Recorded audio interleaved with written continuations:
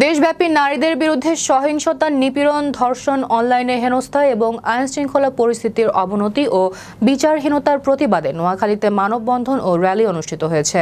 মঙ্গলবার দুপুরে বাণিজ্যিক শহর চৌমুহনীর ডিবি রোডে চৌমুহনী সরকারি সালেহ আহমেদ কলেজ ছাত্রদলের ব্যানারে এই ঘণ্টাব্যাপী মানববন্ধন অনুষ্ঠিত হয়।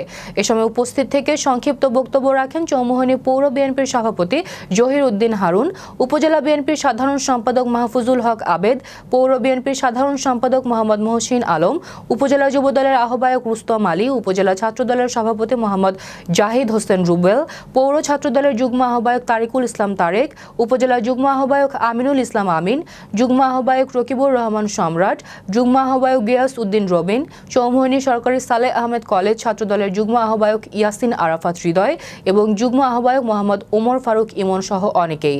এর আগে চৌমুহনী সরকারি এসএ কলেজ থেকে ছাত্রদল এই বিক্ষোভ মিছিলটি বের করে। মিছিলটি কলেজ প্রদক্ষিণ শেষে চৌমুহনী বাজারে এসে মানববন্ধনে অংশ নেয়।